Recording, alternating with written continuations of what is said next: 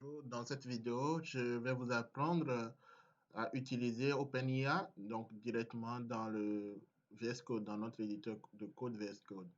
Aujourd'hui, beaucoup de personnes peuvent se poser la question à savoir comment est-ce que je peux utiliser directement le chat GPT que nous avons aujourd'hui, que tout le monde en parle, dans un éditeur de code. Alors, je vais vous montrer, il y a beaucoup d'extensions qui font la même chose que je vais vous montrer. Mais moi, j'ai testé une extension qui est très pratique, qui est très rapide. Donc, je vais vous montrer comment l'utiliser de façon simple, sans prendre la tête à le configurer. Donc, on ne va pas perdre le temps, je m'en vais directement vous montrer. Alors, comment ça se passe? Ce que je vais vous montrer, vous allez avoir votre éditeur de code Visual Studio Code. Donc, ce qu'on va installer, ça sera de cette manière. Et ce qui est intéressant, vous le voyez déjà.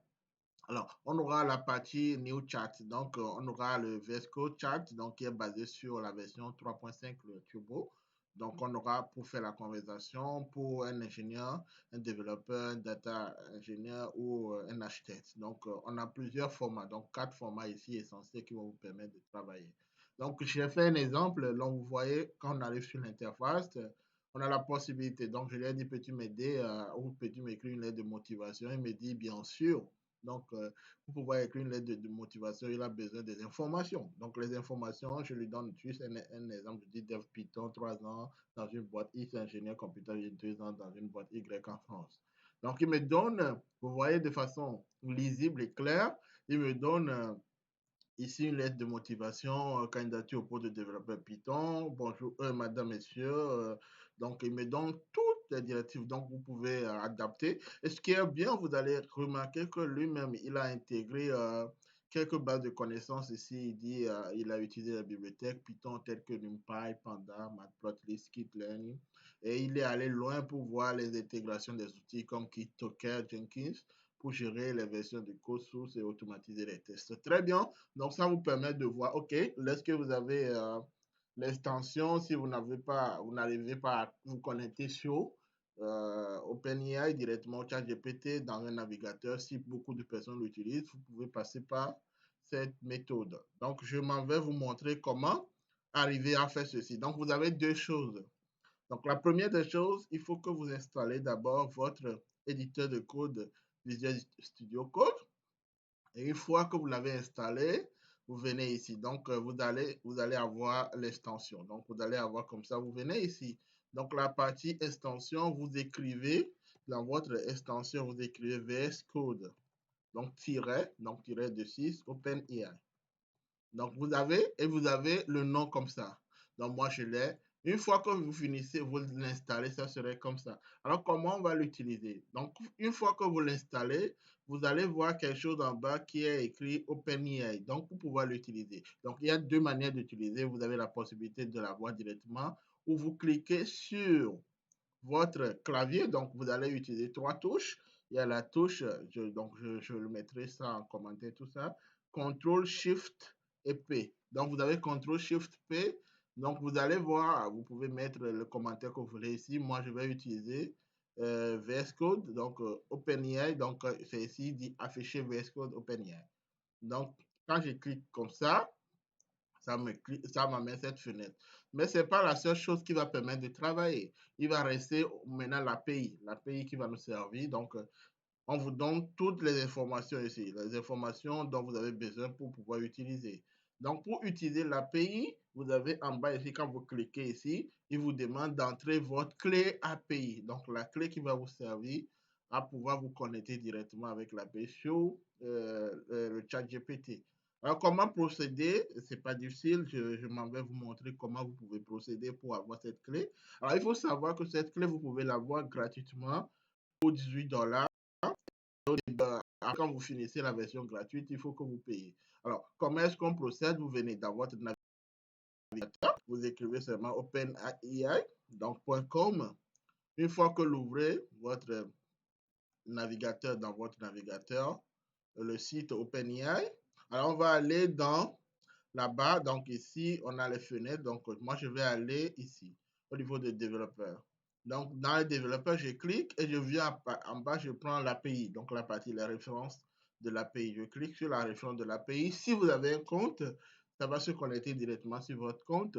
Si vous n'avez pas un compte, ça va vous demander de créer un compte. Donc, je suppose que vous avez déjà un compte. Dans mon compte, c'est un compte personnel. Donc, le compte est ici. Alors, comment récupérer l'API? Vous avez plusieurs manières d'utiliser l'API qui sont ici. Ce n'est pas l'objectif pour moi, donc je ne vais pas l'expliquer. Mais si quelqu'un veut savoir comment est-ce qu'on utilise quelque chose avec l'API, comment est-ce qu'on peut utiliser l'API pour faire, pour générer des images, pour autre chose, pour intégrer dans une application personnelle qu'on a développée, je serai très content de vous expliquer comment le faire. Alors, ce qui est intéressant, nous voulons récupérer l'API. Donc, vous venez dans Personal, donc votre compte. Donc, ici, on suppose que vous avez votre compte et vous cliquez ici View API Keys. Donc, vous cliquez, ça donne en fait la fenêtre où vous pouvez avoir votre API. Moi, je l'ai déjà, donc je l'ai généré, ça fait quelques jours, donc le 21 mars. Alors, ce qui est important que je dois vous expliquer avant que vous l'utilisez, c'est ici. Donc, vous allez générer votre clé API ici. Donc, si vous ne l'avez pas ou si vous l'avez perdu, vous cliquez sur Create New Secret Key. Donc, ça va vous donner la clé et vous copiez la clé. Donc, la clé sera sous cette format. Donc, quand vous venez comme ça, il va le faire. Alors, la deuxième chose qui est importante, c'est que vous venez ici dans Settings. Normalement, vous pouvez écrire les informations de votre boîte et tout ça. Maintenant, beaucoup de personnes peuvent se dire, OK, je vais l'utiliser gratuitement. Non, l'outil n'est pas gratuit pour tout le temps. Alors, vous allez voir ici, quand je suis venu dans l'exemple, donc dans Usage, donc dans l'utilisation, il me dit que la version gratuite de l'API, je peux l'utiliser seulement, on me donne 18 $. Donc, la 18 $ qu'on a ici, c'est la version gratuite que je peux avoir. Donc, il va s'inspirer. Donc, la version, vous l'avez au début et ça, la date auquel ça va s'inspirer, c'est ça. Alors, comment ça se passe? Quand vous générez, vous faites les recherches et tout ça, il va vous débiter. Donc, je ne vais pas aller dans les détails sur comment les calculs se font. C'est dans l'interface, donc vous pouvez voir comment ça se passe. Mais une fois que vous l'avez, il vous dit combien vous avez utilisé sur la version gratuite ici. Aujourd'hui, ce que j'ai utilisé, il m'a dit ce que j'ai utilisé ici. Vous avez la possibilité d'ajouter d'autres personnes qui vont utiliser les mêmes API avec vous. Donc, il faut que vous mettez leur adresse mail là-bas. Et comment construire d'autres informations, voilà, de façon simple, comment ça se passe. Vous avez la documentation de comment vous pouvez utiliser le chat GPT. Donc, comment utiliser, par exemple, le, l'API pour pouvoir faire des choses. Donc, ce n'est pas l'objectif. Donc, nous, on revient sur notre truc qui est important. Donc, je suppose que vous êtes allé dans votre compte, vous venez sur le compte, vous venez dans View API Keys, vous cliquez, vous générez votre code et vous copiez le code. Il ne faut pas oublier, vous copiez, vous mettez ça quelque part. Moi, je ne veux pas afficher le mien en clair. Donc, une fois que vous avez votre code, vous venez ici, moi je l'ai déjà, vous venez ici et vous collez. Donc, si vous collez, vous allez la voir de cette manière. Donc, vous allez la voir de cette manière. Donc, je suppose que je l'ai comme ça. Beaucoup de personnes vont me dire, OK, tu ne nous montres pas la vraie chose. Ce que moi, je vais faire, je vais quitter. Donc, je ferme mon VS Code comme ça. VS Code. Et je vais ouvrir mon VS Code. Donc, je vais ouvrir mon VS Code, mon Visual Studio Code plutôt.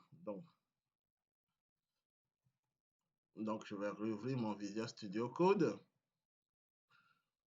Donc, je l'ai ouvert. Ça va se charger.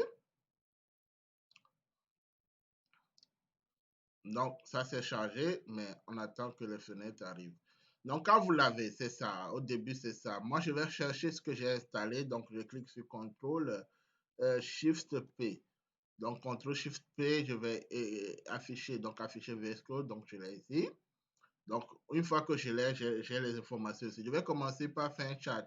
Donc, ici, je vais écrire, par exemple, je vais prendre la version là. Donc, j'attends que ça m'ouvre le chat. Hein. Donc, j'ai cliqué sur ici. J'ai fait New Chat. Donc, le chat que je vais faire, je le fais en tant qu'un ingénieur, un développeur. Donc, il me dit, OK, qu'est-ce qu'il peut faire pour moi? Moi, je vais dire, écris-moi une fonction, comment utiliser par exemple, la fonction lambda. Lambda en Python. Donc, je vais lui demander, par exemple, si vous travaillez, vous ne comprenez pas comment utiliser. Et moi, je lance. Donc, je l'ai lancé. On va attendre qu'il me réponde. Donc, vous allez voir, il va me répondre de façon simple, hein. Après, je peux demander si vous êtes développeur, si vous êtes dans n'importe quel domaine, posez la question que vous voulez, comme on peut le faire sur ChatGPT. Donc, sur ChatGPT, donc là, il m'a fait sortir la réponse. Donc, la fonction lambda, il dit, en Python, est une fonction anonyme qui peut être utilisée pour créer des fonctions simples et rapides sans avoir défini une fonction complète. Donc, voici un exemple. Il dit, OK, lambda, on va prendre un argument et une expression. Donc, l'exemple ici, il veut faire une addition. Il prend l'entrée, les valeurs x et y et il va faire sortir. Donc, la sortie, c'est il veut faire la somme de x et y. Donc, voilà. Il prend l'exemple du cas de, il prend une liste de des nombres entiers, donc numbers. Et maintenant, il va ajouter un filtre, il va appliquer, il va voir les nombres qui sont pairs ou non, qui ne sont pas pairs. Donc, voilà de façon simple comment il fait. Donc, je dis par exemple, euh, comment, ou je choisis quelque chose, écrire une application. Comment écrire une application en Python? Comment écrire une application en Python? Juste, hein, je ne vais pas aller dans les choses complexes. Donc, je le fais comme ça, comment écrire une application en Python. Donc, on attend, il nous répond. Donc, n'importe quoi que vous lui demandez, si ChatGPT peut répondre, il va le répondre directement. Ce n'est pas toutes les informations qui sont répondues, parce qu'il y a des filtres pour calmer les gens, pour ne pas donner toutes les infos, mais l'essentiel que vous avez donc ici, c'est bien. Là, j'ai posé parce que je suppose que je ne connais rien en développement en Python ou je ne sais pas comment créer une application. J'essaie de développer un peu, mais je ne sais pas créer une application. Il me dit pour écrire une application en Python, voici les étapes générales à suivre. Donc, définir les exigences de l'application. Donc, très importante. Donc, avant de commencer à coder, il est important de comprendre les exigences de l'application. Ça, c'est normal. Choisis ton environnement de développement, un environnement de développement, écris le code, donc tester l'application et déployer. Donc, il donne un exemple. Voici un exemple simple d'une application Python qui demande à l'utilisateur son nom et affiche un message personnalisé. Donc, il va demander à l'utilisateur de donner son nom. Ensuite, il dit bonjour, plus votre nom, bienvenue dans notre application. Donc, voilà de façon simple comment on procède. Donc, quelqu'un qui est dans un domaine qui n'est pas ingénieur va se dire, oh, comment est-ce que je peux l'utiliser?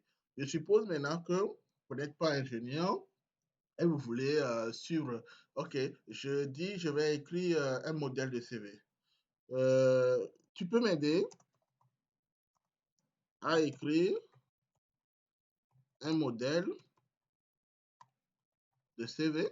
Donc, juste, je lui pose une question, hein. Il va me répondre, il va me dire, OK, voilà, de cette manière, je peux écrire le modèle en CV. Donc, si vous êtes, vous voulez postuler à un job, un commercial, un dev, n'importe quoi, vous pouvez dire, OK, je vais écrire une lettre de motivation en tant que commercial. Comment ça va se passer? Donc, il va vous aider de façon rapide. Donc, vous avez maintenant aujourd'hui la possibilité, dans n'importe quel domaine que vous êtes, d'utiliser OpenAI, donc l'extension qui est dans le VS Code, ou d'aller directement sur le site ChatGPT, que moi j'utilise, sans vous mentir, chaque jour. Donc là, ça c'est bien parce qu'il m'écrit, OK, voici un modèle CV simple en utilisant le langage Python. Donc, vous voulez, donc j'ai supposé que au début, j'avais dit que je suis un ingénieur, donc c'est normal. Il dit, OK, pour écrire, il définit les informations, nom, adresse, ville, le code postal, email. Donc, il dit, définir l'objectif principal, il écrit tout ça. Donc, quand vous l'exécutez, ça serait bien, il va vous afficher votre CV. Écrire une lettre de motivation pour un poste de commercial. Donc, il va m'écrire cette lettre de motivation pour le poste de commercial. Est-ce que tu peux me résoudre les problèmes mathématiques? Il suffit de savoir quel type de problème vous avez, vous l'intégrez et ça vous répond. Et ce qui est bien sur ce modèle de CV, moi j'aime beaucoup parce que si tu es informaticien ou un dev, tu écris tu écris un mail comme ça, c'est bien. Donc là, vous voyez, je lui ai demandé, écrit, je n'ai pas dit écrit, hein, j'ai dit écrire, j'ai écrit une lettre. Donc, il a compris que je voulais dire écrit. Donc, voici un exemple de lettre de motivation pour un poste commercial. Dit nom, prénom, tout ça, les informations, candidature pour le poste commercial.